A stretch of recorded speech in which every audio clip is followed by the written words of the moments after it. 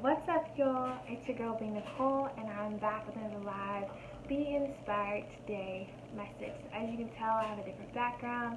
I am currently in Florence, Alabama. I came home for UNA's homecoming, so Royal Lions. Graduated from UNA in 2013. Had a wonderful college experience, and so I always enjoy coming back home. One of the main reasons why I enjoy coming back for homecoming is simply because my sister and we both graduated from UNA, and it's just kind of cool to be able to come back and experience and relive our college experiences together. So it was really nice being able to spend the weekend with her. We hit up the tailgating, and it was so hot, y'all. I don't think we were out there 40 minutes. Kind of sad. We didn't go to the game. We went to the parade, then we went and grabbed lunch, and then we went to tailgate, and we kind of hit up our hot spots, and we went home. And it's crazy because she came like straight home and took a nap. I went and ran a few errands, but she came straight home, y'all. It was out like a light. So yeah, that's what I did this weekend. I took Friday off, and man, felt so refreshed and rejuvenated. I probably need to take more days off at work. No lie. But welcome back to my channel. This video is in continuation of the When Ships Sink series that I'm currently doing, and this is in regards to friendships. I have already posted all 3 of the relationship videos, and so yeah, you should go check those out and let me know what you think in the comments section. But why do ships sink? So to answer that honestly, I think poor communication is one of the top reasons as to why ships sink. I'm gonna kind of break down and just share some of my own personal experiences where there was a breakdown of communication. And again, remember, in these videos I will not be sharing any names because videos are not to speak negatively of anyone's character, but to simply talk about how I see where I could have done things differently. And so I'm sharing that with you in the hopes that you will have the opportunity to do the same. So poor communication. I think it is so hard when you are good friends with someone, BFFs, whatever, ace, boom, goon, you know what I'm talking about.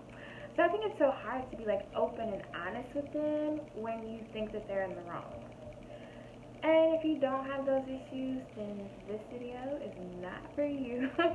But I think it's really hard to address those just because typically you keep hanging with friends, you keep hanging with those friends who do things the correct, appropriate, respectful way.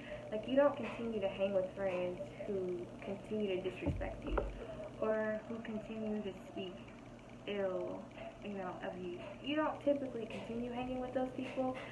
So I think it's harder when it's someone that you hang with, someone that you trust, someone that you love, your family loves, and then they slip up, they mess up, and they're human, right? We're all human. But it's so hard because now someone has to address, right, why you are now feeling some type of way.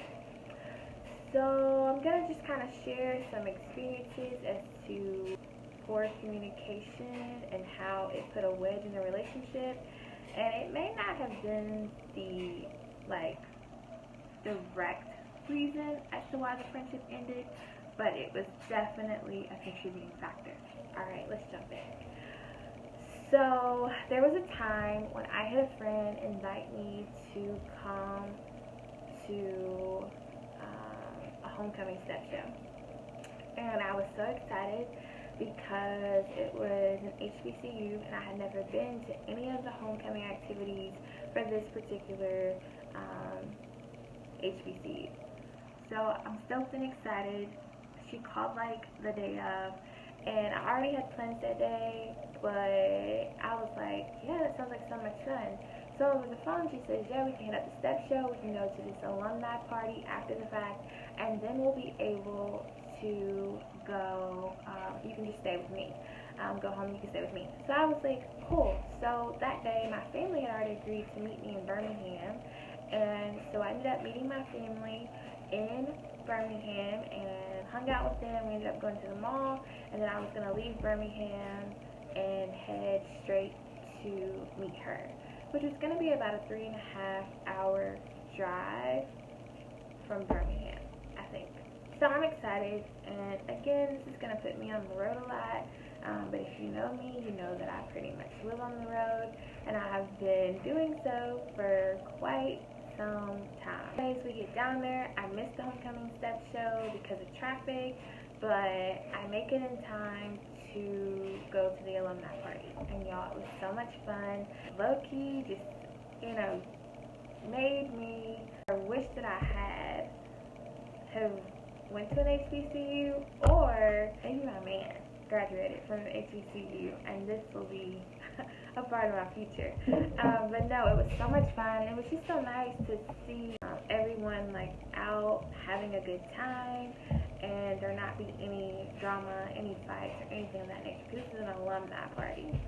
And again, neither of us were alumni, but that's neither here nor there.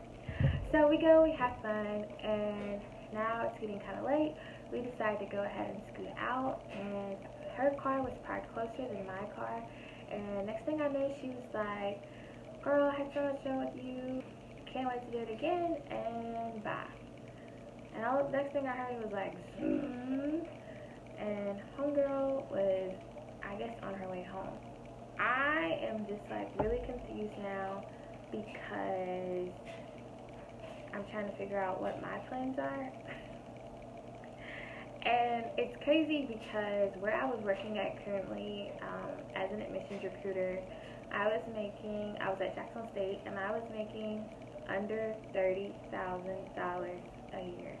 Okay? If you come back and watch the career highs and lows videos that I'm going to be launching in 2 weeks, I will actually break down like to the T what I was making. But making under $30,000, so I lived on a really, really, really tight budget. So a hotel room, with it being homecoming weekend, was not going to be in your girl's budget, okay? So pretty much my only option was to drive back home.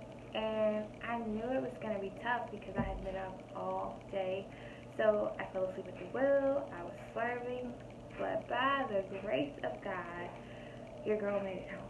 On my trip home, I remember just being so frustrated at like the whole situation, because then I was like, well, I probably just shouldn't have came, because like this wasn't on my agenda to do.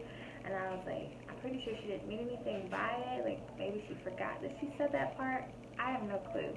But I think I was also mad at myself because I was like, why didn't you just ask her like what happened to the original plan? We did end up talking about it like after the fact, and she like had her perspective, which I couldn't see, but I also had my perspective of things that she couldn't see, and so I don't think that was the reason why our relationship ended, but I do think it put a wedge in the relationship because there was a breakdown in communication, which caused me to feel some type of way, and then because I was feeling some type of way, it caused her to feel some type of way. So it's crazy. Sometimes, like, having a breakdown in communication, it sometimes brings out like the other side in people, the side that they may not show as often.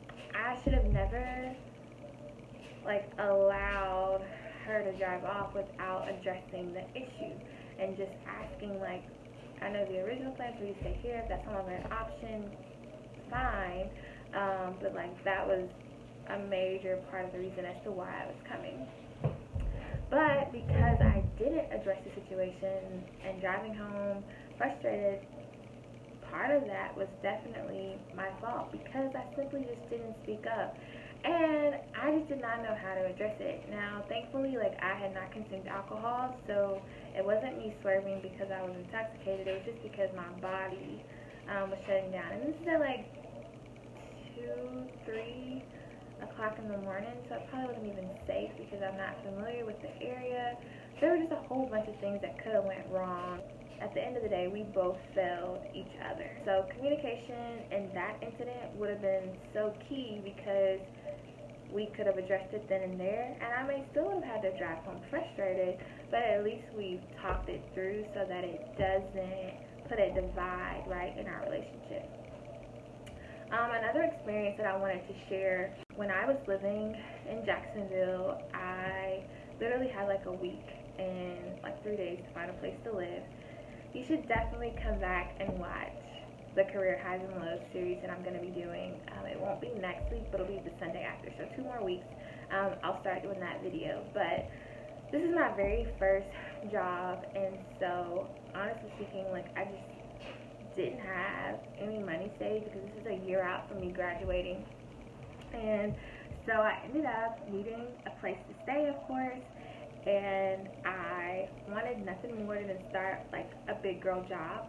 And here's my shot, here's my opportunity. And so I ended up living in pretty much what was student housing, but there were people who lived there who were like faculty and staff. Because of when I was starting this position, like, most of those already had their roommates assigned.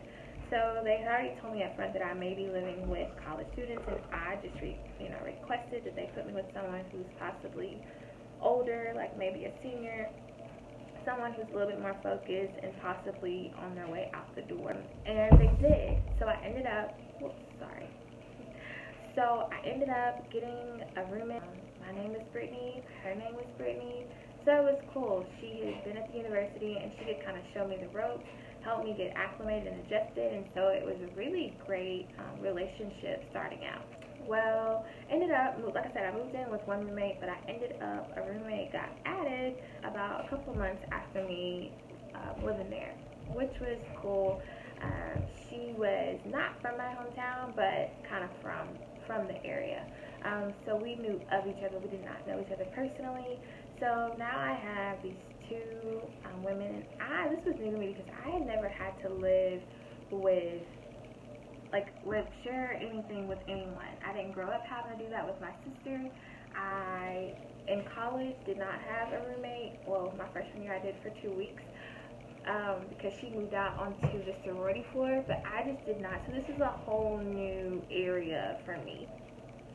We would do lunch together all the time, and we just did a lot of fun stuff together. They were awesome, amazing, and they were both pretty much really focused and looking forward to graduating, because they only had 2 semesters left. So it was just really nice. So, breakdown of communication. One of the individuals had received an eviction notice, and this is my very first time being on my own, so I think I knew that eviction notice existed. I may not have just known how aggressive apartments are about collecting their money.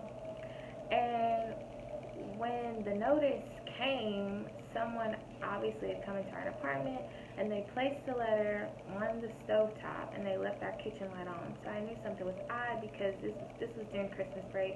They're students, I'm staff, so they had already left for Christmas break. I am the only one who's still here for about 2 to 3 more days. So I even thought the timing of the letter being sent was off. But anywho, they sent the letter, and the letter that's on the stove, I thought was odd, because who would leave mail on top of the stovetop? Okay, cool. So I open it, and it is an eviction notice. I text the roommate and send her a screenshot of the letter and ask her if there's anything that I can do. Can I go down and speak with them on her behalf? I was like, let me know if there's anything I can do. I'm going to be here for the next, couple of days. Pretty much all she wrote back was, thank you so much, period. That was it. I thought that was kind of odd. Looking back on it, I wish I would have never opened up the letter. I wish I would have acted like I hadn't seen the letter, because we were all just so close. And when we got back from Christmas break, she just pretty much would shut down and would not carry on conversation.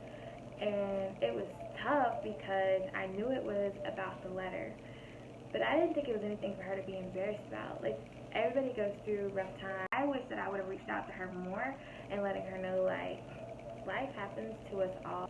but it was so awkward now. So now I'm living with someone who literally does not want to carry on any conversation with me, which made the situation awkward. Honestly, the roommate experience, it was pretty much a reminder that the roommate experience is not for me. But that right there is simply the breakdown of communication out of pure embarrassment, and I think it's unfortunate because she was really cool, down to earth, and I really enjoyed and felt like it was a true blessing that I had even been paired with her as a roommate.